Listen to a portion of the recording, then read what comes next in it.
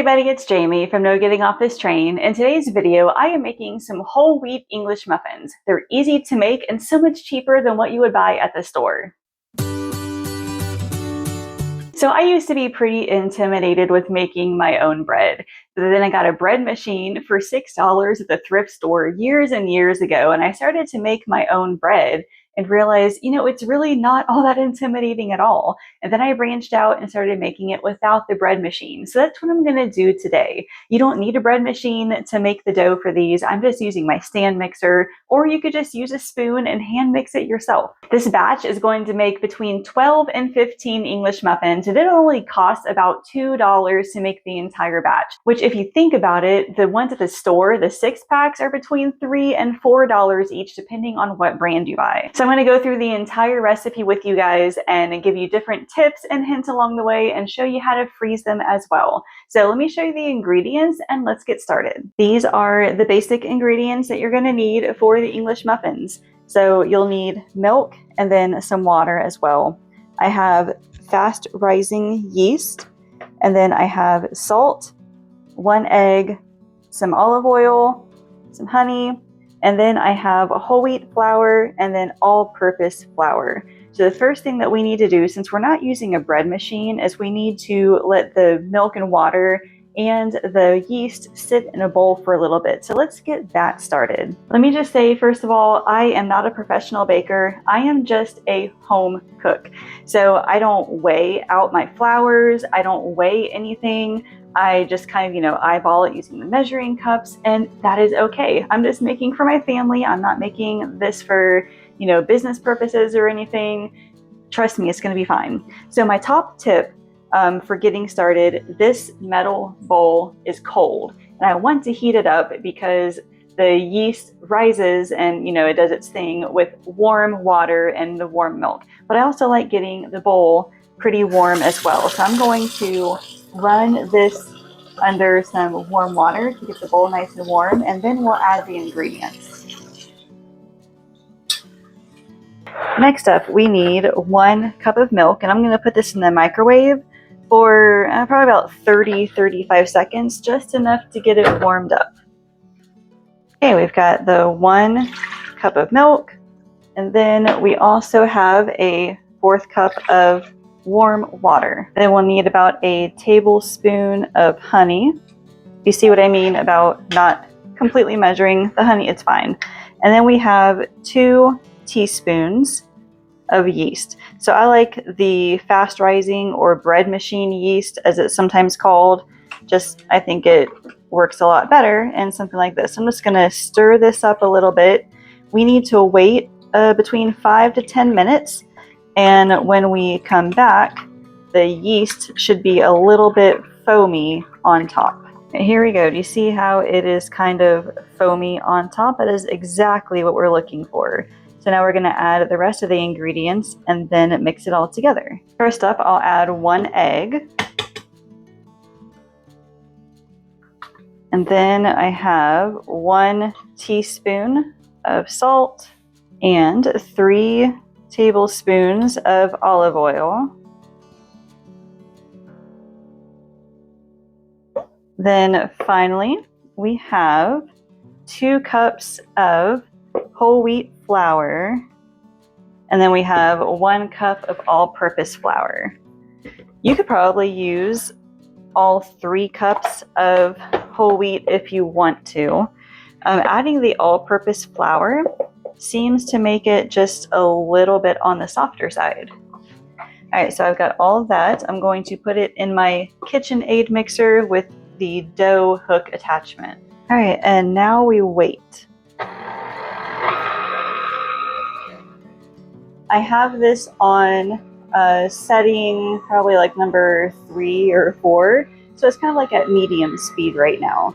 So we're going to let it sit for a couple minutes. I will probably take a spatula and scoop down the sides every couple minutes or so. But this whole process will take anywhere between 5 to 10 minutes.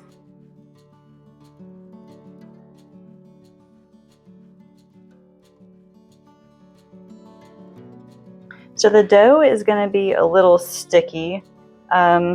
I will probably need to add a little bit more. So what I'm looking for here is like, I'm looking for sticky, but that it doesn't like come off on my fingers. And they're like down here at the bottom. I don't know if you can see, but it's like very, very sticky down at the bottom. So I'm just gonna add some more all-purpose flour, maybe like a tablespoon or two at a time, until it comes easily off the bowl and it's still a little bit sticky, but not too much.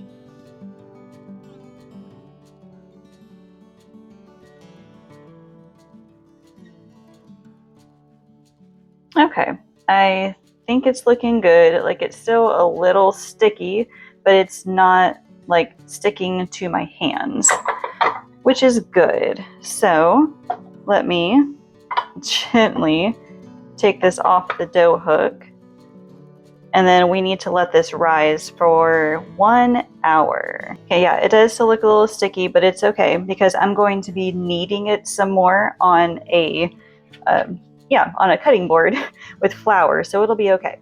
So I'm going to put a towel over this. We'll let it sit for 1 hour. Okay, it's been an hour now, and it has risen very nicely. So we're going to get this on a cutting board. I've already got it with some flour on it. Let's knead this and then turn them into muffins. Okay, it's looking pretty good. I mean, it kind of stuck a little bit on the inside, but it's okay. Looks good. So now we're just going to knead it a few times. Then we're going to roll it out nice and flat and then cut them into muffin shapes. So I'll be honest with you, like, the recipe itself, it's really easy. It doesn't take a lot of effort, but it does take a lot of time because you have to mix it first, and then you have to wait an hour for it to rise. And then you have to cut these and then wait another 30 minutes for this to rise. So you're basically like stuck in the house for at least 2.5, 3 hours. So it is maybe a 3-ish, maybe 2.5 hour process. But I mean, if you make a big batch of these and stick them in the freezer, you're not going to have to worry about this for like another month or so. All right, so I'm just trying to roll this out into maybe a 1/2 inch, and then that way I can easily cut them into about even muffin shapes. Okay, that looks good for now. So you can use whatever circular shape thing that you want. I'm using just a regular glass. You could use like an empty like tuna can. We used to have those. So I'm just taking it and turning it into basically a perfect circular shape. And then I have a baking sheet here. I've sprayed it with cooking spray. So that's all you do. You just take this and then you put it on the baking sheet. Once we have gotten all of this, we need to let these guys rise for another 30 minutes, and then we'll finally be ready to cook them.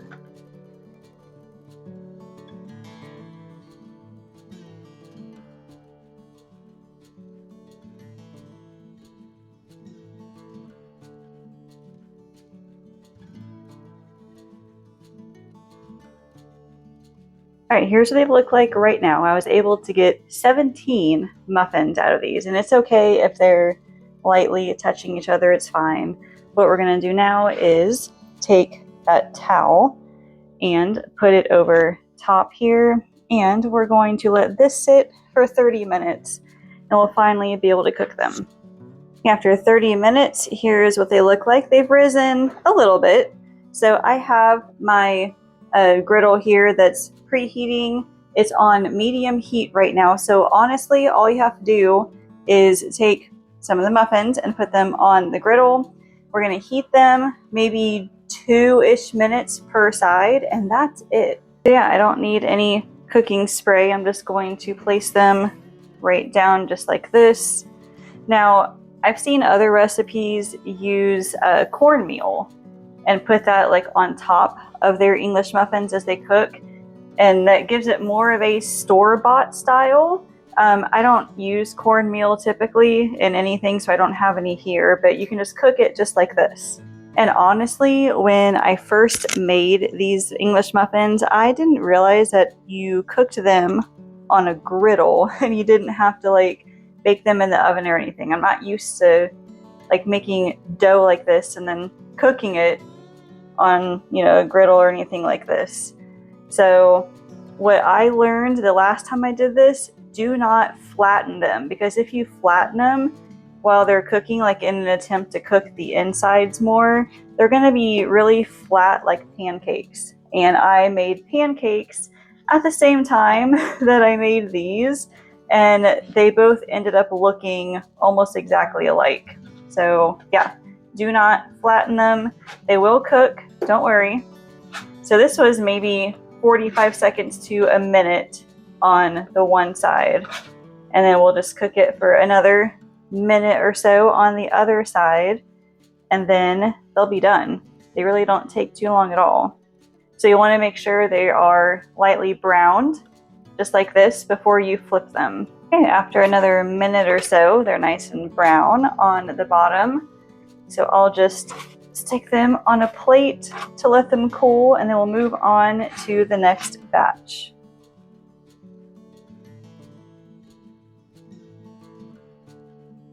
I turned the heat down just a little bit. It's more on like a low heat.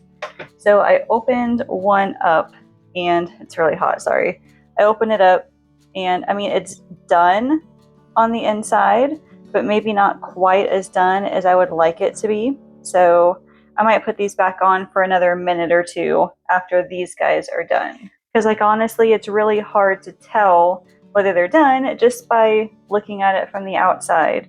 So I turned it to low heat, hoping that if I cook them a little bit longer on a lower heat, they'll have more time to cook on the inside. And they do kind of rise as they cook as well, so it gives it more of that English muffin look.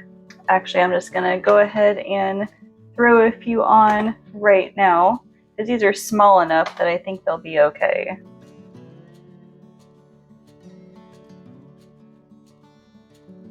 Alright, these guys are looking a whole lot better, so let's go ahead and get them all onto the plate. I think these guys are done.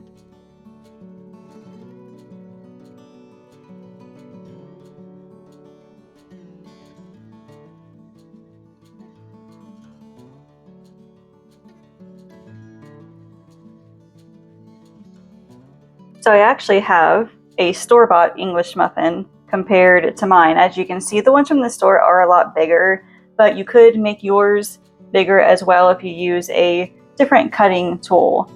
But yeah, they're basically the exact same thing.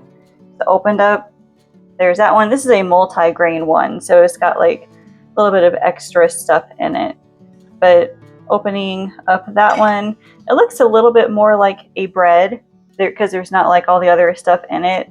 But honestly, it is really, really good. I mean, you could put these on sandwiches like I typically do. You could just eat them as a side with breakfast with butter or jelly.